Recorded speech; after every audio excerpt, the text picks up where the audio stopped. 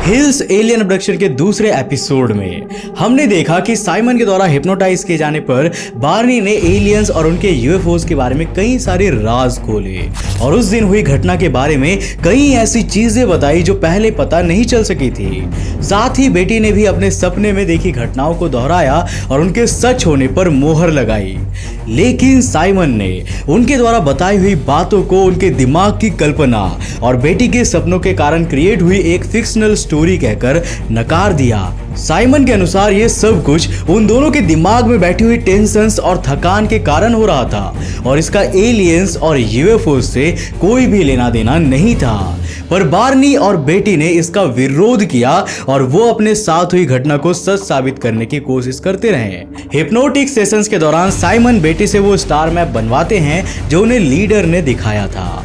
Marjorie fish नाम के एक एस्ट्रोनॉमर ने इसकी स्टडी करके बताया कि ये मैप ज़ीटा रेटिकुली स्टार सिस्टम का है, लेकिन इस बात को भी बहुत कम लोगों ने सच माना। हिल्स एलियन अब्डक्शन को आम पब्लिक के बीच कभी बुक्स तो कभी टेलीविजन शोज के माध्यम से बड़ी डिटेल में रखा गया और पब्लिक में इसके बारे में जानने की क्यूरियोसिटी और भी बहुत ज्यादा दिखाई दी।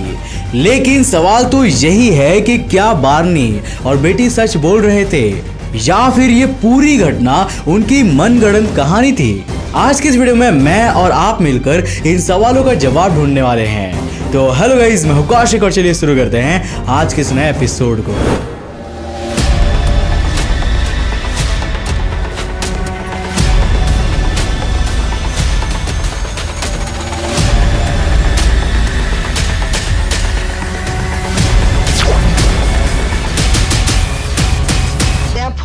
I realized that they undoubtedly planned to take us on board. The Hills Alien Abduction Part 3।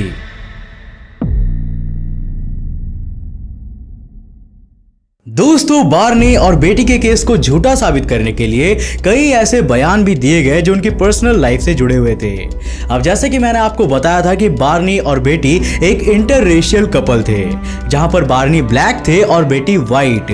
उस समय दुनिया में ये कॉमन नहीं था और ऐसे केसेस को सोसाइटी बहुत ही नेगेटिव वे में लेती थी। साइमन की थ्योरी पर चलते हुए कई साइकाइट्रिस्ट ने यह दावा किया कि बार्नी और बेटी का दिमाग बहुत ज्यादा स्ट्रेस में था और इस स्ट्रेस का कारण था एक इंटररेशियल कपल का होना।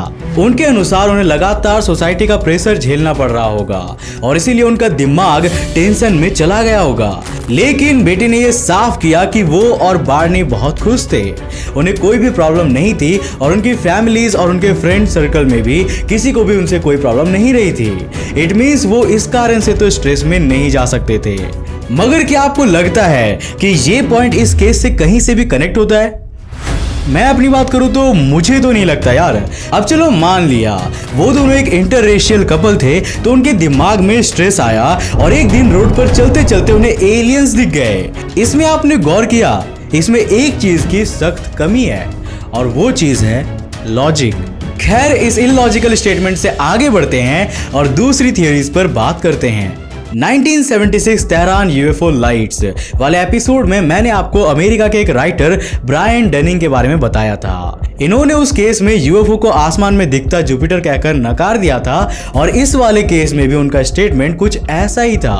उन्होंने कहा कि अगर बेटी ने उस रात आसमान में कोई चमकदार चीज देखी है और वो भी इतनी ज्यादा देर तक, तो एयरफोर्स की रडार ने इन्हें क्यों नहीं देखा। डनिंग के अनुसार बेटी ने कोई वेदर बलून देखा होगा जिसे वो यूएफओ समझ बैठी होगी।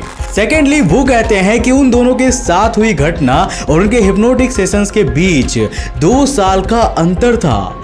मतलब हिप्नोटिक सेशंस घटना के 2 साल बाद किए गए थे।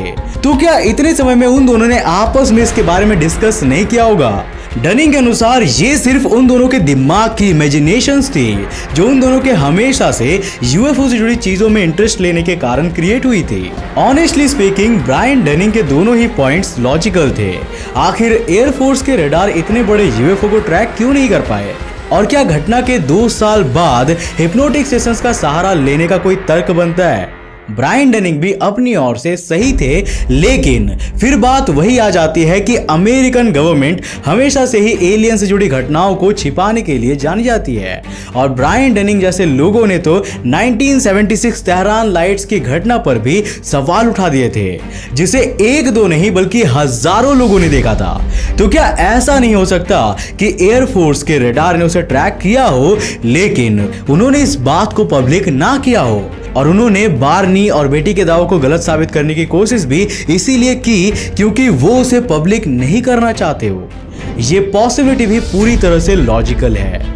साल 1990 में मार्टिन कॉटमेयर नाम के एक व्यक्ति ने एक आर्टिकल लिखा था जिसका टाइटल था एंटायरली अनप्रीडिस्पोज्ड। इस आर्टिकल में उन्होंने दावा किया कि बार्नी ने हिप्नोटिक सेशंस के दौरान जो बताया वो उनके साथ हुई घटना से नहीं बल्कि हिप्नोटिक सेशन से कुछ दिन पहले टीवी पर रिलीज हुए science fiction show the outer limits के एक एपिसोड द बेलेरोस शील्ड से प्रेरित था। आपको याद होगा कि उन्होंने उन एलियंस का स्किन कलर ग्रे बताया था और उन्होंने हिप्नोटिक सेशंस के दौरान आंखों पर बहुत ज्यादा फोकस किया था। कॉटमेयर ने लिखा है कि बार्नी ने ये बातें 22 फरवरी 1964 को हुए हिप्नोटिक सेशन में बताई थी और ये एपिसोड रिलीज हुआ था 10 फरवरी 1964 को, यानी कि हिप्नोटिक सेशन से ठीक 12 दिनों पहले। इसमें भी एक एलियन था जो ग्रे कलर का था और उसकी आंखें बड़ी ही अजीब तरह से फोल्डेड दिखाई गई थी। तो क्या ऐसा नहीं हो सकता कि बार्नी की मेमोरीज में उस एपिसोड की यादें बैठ गई हो? अब बार्नी तो अपने आप को सच साबित करने के लिए जिंदा नहीं थे, तो उनका पक्ष बेटी को ही रखना पड़ा और उन्होंने बताया कि उन दोनों ने आउटर लिमिट्स जैसा कोई भी शो नहीं देखा था, तो उससे कोई मेमोरी बनने का सवाल ही नहीं उठता। सेकेंडली चलिए मान लेते हैं कि बार्नी ने जो बताया वो किसी टीवी शो से प्रेरित था, लेकिन बेटी का क्या? वो तो इन चीजों के बारे में 2 साल पहले से ही बता रही थी। इस पर कॉटमेयर ने कहा कि बेटी की बताई हुई कई बातें 1953 में रिलीज हुई एक मूवी इन्वेडर्स फ्रॉम मार्स से मेल खाती है। जिस जगह पर बार्नी और बेटी ने अपने साथ हुई एलियन अब्डक्शन की घटना होने की बात कही थी, उस जगह के पास रहने वाले एक व्यक्ति जिम मैकडोनल्ड ने कहा था कि इस एरिया में अक्सर एयरक्राफ्ट वार्निंग बीकन दिखते रहते हैं और वो काफी चमकदार भी होते हैं। उन्होंने दावा किया कि बार्नी और बेटी ने जो यूएफओ देखने का दावा किया था वो भी एक एयरक्राफ्ट वार्निंग बीकन ही था। जिम मैकडोनल्ड ने इस पूरे इंसिडेंट को इस तरह से डिफाइन किया। बार्नी और बेटी यूएफओ से रिलेटेड घटनाओं में खासी दिलचस्पी रखते होंगे और वो इससे जुड़ी बुक्स और टीवी शोज भी देखते रहते होंगे। उस रात जब उन्होंने वो एयरक्राफ्ट वार्निंग बीकन देखा तो वो उसे कोई यूएफओ समझ बैठे और उसका पीछा करते रहे। इससे उनके दिमाग में इसके बारे में स्ट्रेस बढ़ता गया और आखिर में जब वो घर पहुंचे तो उन्हें अपने साथ हुई घटनाएं अजीब लगने लगी, जो उनके थके हुए दिमाग की क्रिएटिविटी थी और कुछ नहीं। शुरुआत में बार्नी अपने साथ हुई घटना को यूएफओ से नहीं जोड़ रहे थे, लेकिन जब बेटी ने वो सपने देखे तो उन दोनों को लगा कि वो इसे यूएफओ वाला एंगल दे सकते हैं और आने वाले समय में फेमस हो सकते हैं। हालांकि यहाँ पर सवाल यही उठता है कि अगर उन्हें फेमस होना होता तो वो तुरंत ही किसी न्यूज़पेपर से कांटेक्ट करके इसे पब्लिक कर देते, लेकिन ऐसा नहीं हुआ था। उन दोनों ने इसे 1 साल से भी ज़्यादा तक पब्लिक नहीं किया और हर एंगल से इसे एनालाइज करने के बाद ही कोई कदम उठाया। आखिर में बात करते हैं रॉबर्ट शिफर की। बेटी की लेटर लाइफ में उनसे इनकी कई बार मुलाकात हुई थी। शिफर ने अपने कॉलम में साल 1980 में न्यूयॉर्क सिटी में हुई नेशनल यूएफओ कॉन्फ्रेंस की एक घटना के बारे में लिखा। बेटी ने अपनी लाइफ में कई बार एलियंस को देखने के दावे किए थे। उस कॉन्फ्रेंस में भी वो ऐसे ही एक इंसिडेंट के सबूत पेश कर रही थी, जिसमें उनके अनुसार उन्होंने यूएफओस की फोटोज भी ली थी। बेटी ने करीब 200 फोटोज दिखाई जिसमें कुछ चमकीला ब्लर्ड सा ऑब्जेक्ट दिख रहा था और चारों ओर अंधेरा था। एक लंबे भाषण के बाद बेटी के दावों से वहां की ऑडियंस इतनी पक गई कि उन्होंने उन्हें अपने भाषण को खत्म करके स्टेज से नीचे आने की मांग की। शिफर का कहना था कि उस दिन के बाद उन्होंने जितने भी यूएफोलॉजिस्ट से बात की थी उन सभी का यही कहना था कि बेटी बिल्कुल भी भरोसेमंद नहीं थी और हम उनकी बातों और उनके दावों को क्रेडिबल नहीं मान सकते हैं। अपने एक और आर्टिकल में उन्होंने 1977 में हुई एक घटना के बारे में लिखा। उस समय बेटी ने एक हफ्ते में 3 बार यूएफओस को देखने का दावा किया था। एक हफ्ते में 3 बार। उनका कहना था कि बेटी यूएफओस को देख नहीं रही थी, बल्कि ऐसा लग रहा था कि वो जब चाहे उन्हें बुला रही थी। उन्होंने बताया कि एक बार बेटी जॉन ऑसवर्ल्ड नाम के एक यूएफओलॉजिस्ट के साथ कार से कहीं जा रही थी, तभी उन्होंने यूएफओ को देखने का दावा किया। लेकिन जब जॉन ऑसवर्ल्ड ने उसे देखा तो वो एक स्ट्रीट लाइट निकली। मतलब बेटी यूएफओ और स्ट्रीट लाइट्स में भी फर्क नहीं कर पा रही थी। बेटी ने अपनी लेटर लाइफ में यूएफओस को देखने के जो दावे किए वो तो सरासर झूठे थे और इस बात पर किसी को भी कोई शक नहीं होना चाहिए।